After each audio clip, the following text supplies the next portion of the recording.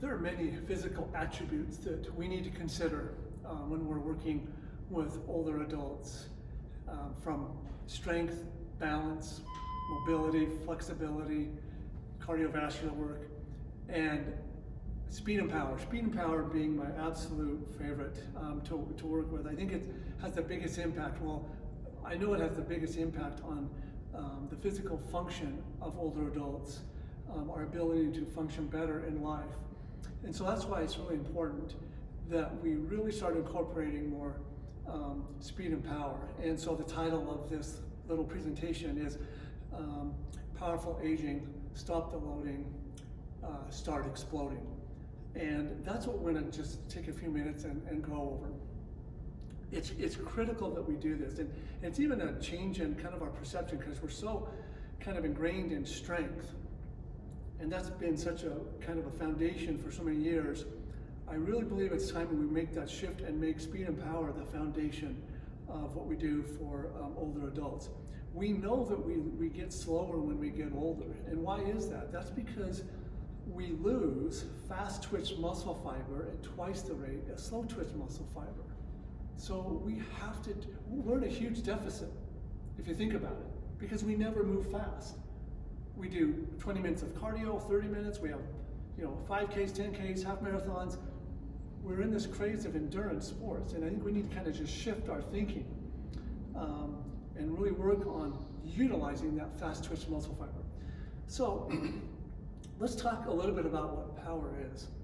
And it's moving force at the least amount of time as possible. Okay, so I think the best way to explain that is to use this performance trainer, okay, with this display. This display is wonderful because it can give me power readout. And I'm using this to demonstrate what power is. So if I put this on, it's at 40 pounds, okay? So for this machine, that's a lot of weight. And so I'm gonna lift this weight one time, and we're gonna measure, see what our power is, okay? So that's pretty heavy. This is gonna demonstrate how weak I am. Okay, so I'm gonna take this. I can barely do that one time. Okay, but I did. Okay, so let's look at what the peak power is on that, 274. Okay, so stay here. Let's go. Let's take it down to a weight that I can, easily move fast. Okay, so I'm gonna take it down to, let's take it down to 4 pounds. Okay, so I'm gonna be able to really move this fast. Okay, then we'll see what the peak power is on this. Well, okay, I was fast. Okay, let's come back over. 273. Okay, roughly kind of similar to that first repetition. It was kind of a 1 repetition max. So let's go something in between. Let's take it to 27, something like that. So this is something, right, that now I should be able to move fast, and there is a good amount of load on there, but it's not gonna bind me up like that heavy one. Okay, now let's look at that. So it's a big jump, almost to 1,000. So that's a demonstration of power. Okay, so when we're working with this population, we're exactly along this force velocity spectrum do we want to be. Okay, so on the left side is the force, on the bottom is speed or velocity. What I just demonstrated was about in the middle, where it says power. The first one was maximum strength, second one was speed, third one was power. We want to work from about power down into this lower part of speed, strength, and into speed. So speed would even be like body weight. So we want to be down in here. So something that's like 30, 40% of 1 repetition maximum, okay? So I want to come down here and show you something that everybody can do, okay? On like a recumbent bike, a seated stair stepper, something like that. So we use this Kaiser Total Body Trainer, okay? Right, when you look at these or a recumbent bike, you think, well, that's a cardio machine. Great, it is obviously, but let's look at it and think of it as a speed machine. Something that we can start really developing speed in older adults safely, okay? So basically what we do with our clients is, I'm gonna just demonstrate, is we go for like 4 or 5 seconds, fast. Okay, and then we'll stop. Give them plenty of rest. Recovery time, 20 seconds, 15. Okay, let's pretend like we've done that. Now go again. Okay, and then stop. So really get them to go fast. Now we know when I do that, right, I'm engaged in high intensity interval training. Big benefit to that. One, of course, being speed and power, developing that fast twitch muscle fiber. Improving my cardiovascular conditioning, for sure. Okay, that's all been backed by science. The other thing that's going to do, that's going to work on my balance. That's going to improve my balance. Why? Because in my inner ear is this mechanism called the labyrinth. The labyrinth needs speed, needs a speed stimulus to keep it activated, to keep it kind of fresh and going, kind of like when you exercise the muscle. Well, that's what doing something fast does to that labyrinth. Okay. So that's, almost anyone can do that. Okay. So let's go through some other things that we can do for speed and power for this age group. So the most powerful movement that our human body can make, okay, is this hinge. Okay. Whether it's that, okay, or rotationally.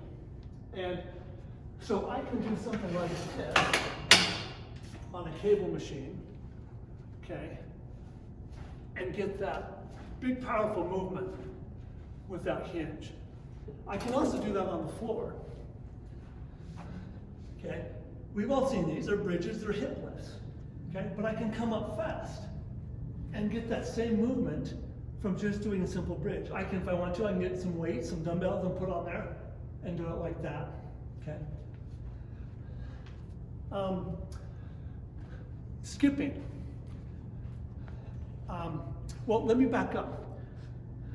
Almost anyone can do the bridge. Now, if you can't get them on the floor, you can get them on a treatment table or a massage table and do bridges on there, okay?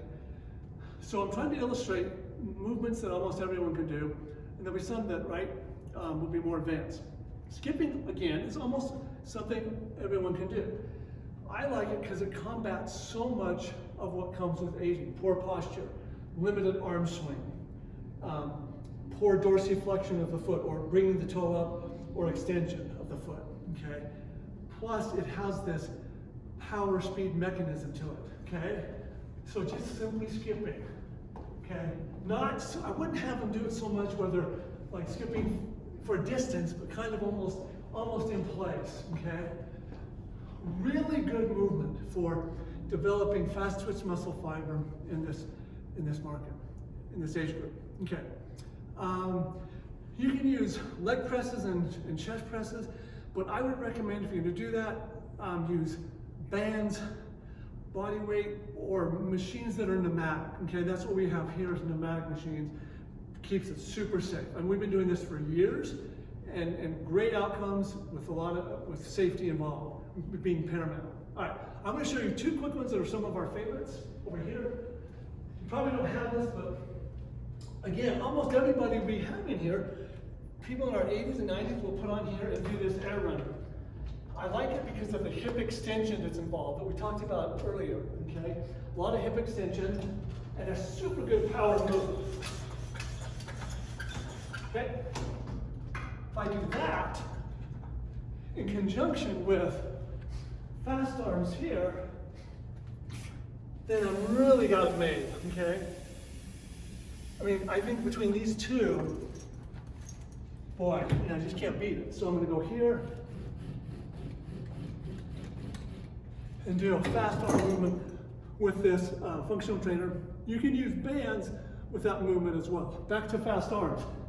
I can do it just with body weight, kneeling or standing. Arms are critical in our ability to right ourselves if we stumble. Okay, so the faster we move our arms, the faster we're going to move our body. So we do a lot of fast arm work to develop that speed and power for the reason of I lose my balance, I quickly have to move my arm to regain it. Now it doesn't matter if it's linear like this, it's going to translate into fast movement in different planes of motion as well. But you can train different planes if you wish. That's it. Thank you for your time, and thank you for watching.